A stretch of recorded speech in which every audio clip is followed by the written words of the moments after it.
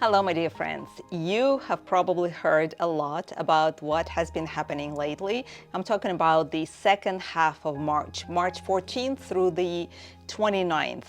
You may have heard about the corridor of eclipses, the planetary parade, the lunar eclipse, the solar eclipse, things like that. So I've been staying out of the hype, but I decided that I needed to come on today to let you know what is happening tomorrow, March 29th, during the solar eclipse, because it seems like it's a hugely important factor, karmically speaking. So let's talk about that. All right, so tomorrow, March 29th, we're going to have the solar eclipse, and all 9 planets are going to be participating in that event. On March 29th, there will be 6 planets in Pisces, in the sign of Pisces: Sun, Moon, Mercury, Venus, and Neptune. And Saturn is going to join the party a little bit after the eclipse, the solar eclipse. So Mercury, consider this, Mercury is in retrograde and it is also debilitated, which means that the communication is impaired and our mind in a way is also impaired. It is difficult for our relationships right now. So keep that in mind. Now, these 6 planets are in Pisces, right? Right diagonally opposite Ketu. Ketu is the karmic planet, right? So Pisces is the 12th house, is the house of, it's the end of the cycle, okay?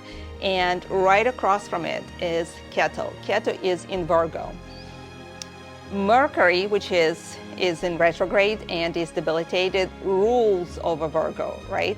Ketu is being aspected by all of the planets: Sun, Moon, Mercury, Venus, because they're all in Pisces, and Saturn as well. Now, Jupiter and Mars are also aspecting Ketu, okay? All of the planets are going to cast an aspect to Ketu. Now, Ketu is, so think about, mythologically speaking, dragon. Rahu and Ketu, you may have heard about that. Rahu is the northern lunar node, Ketu is the southern lunar node, okay? So Ketu is about the body, the past, what we have already acquired. It's about our karmic previous lifetime. Rahu is about illusions, it's the head. It does not have the body, okay? So just keep that in mind when I'm talking about Rahu and Ketu. So Ketu is about resolving our past. And it's also about enlightenment. It's about the spiritual liberation. It's about our spiritual goal. We are in the flow right now, okay? The nature has already prepared, it set up the stage for those who are ready to take the leap into the next stage, okay? Those who are not ready, they're not going to be moving with those who are ready. So we have planets that are aligned. Think about like the axis. We have the sun, the moon, and the earth, right? They are creating sort of like the axis.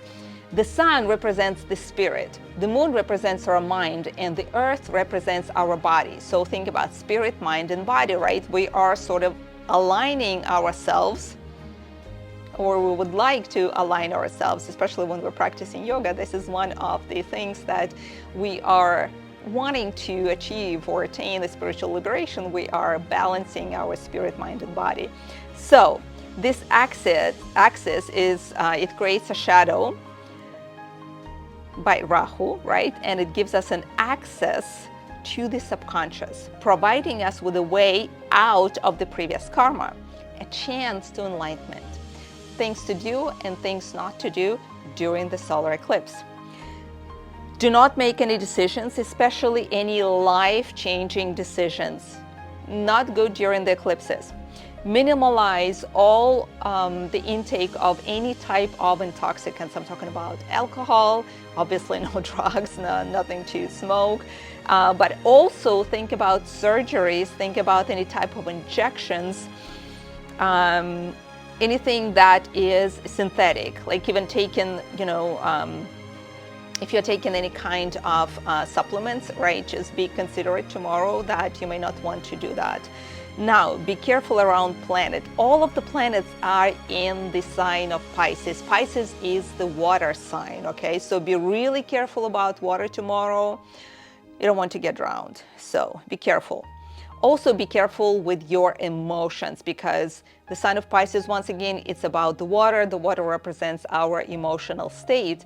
And be careful about how you communicate with others, especially with people whom you love, because, we're usually pretty much considerate around people who are not as important to us, but people who are inside of our family circle, we sort of disregard, right? So be really careful about that. Be careful with your emotions, and there is a chance to stop the bad habits tomorrow because of the past karmic resolutions. Now, what is good? Practicing yoga obviously is good. Practicing meditation is really, really good. If you want to have a charitable contribution done, it is also a really auspicious time to do that. Given to a charity if you have one, or just looking up who is in need, that will be good. Also fasting from tonight till the end of the eclipse. So the eclipse is going to take place tomorrow, Saturday, March 29th.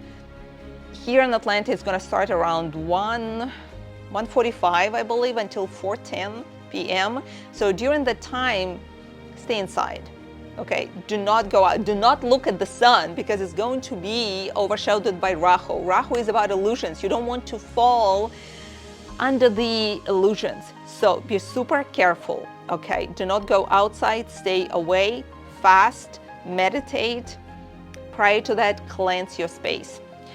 So Ketu, once again, going back to Ketu and to the planets. Ketu is the planet of spiritual liberation. It is being aspected by all of the planets, right? It is also happening in the Uttara Pradana, which is the nakshatra, the lunar nakshatra, the sign of which is the snake, association with Kundalini, right? Awakening of the energy. Now, all planets in Pisces, right? Planets, Pisces is about finishing the cycle before you jump into the next stage.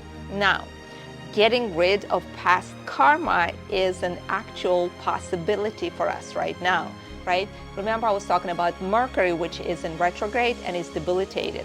And it is also the ruler of Virgo, in which Virgo is the sign in which Ketu is located, right? So there is this connection again, right? All of the planets aspecting Ketu, aspecting our mind, illusions, karma, all of that is very, very tightly connected. So all of it is boiling in the pot of Pisces.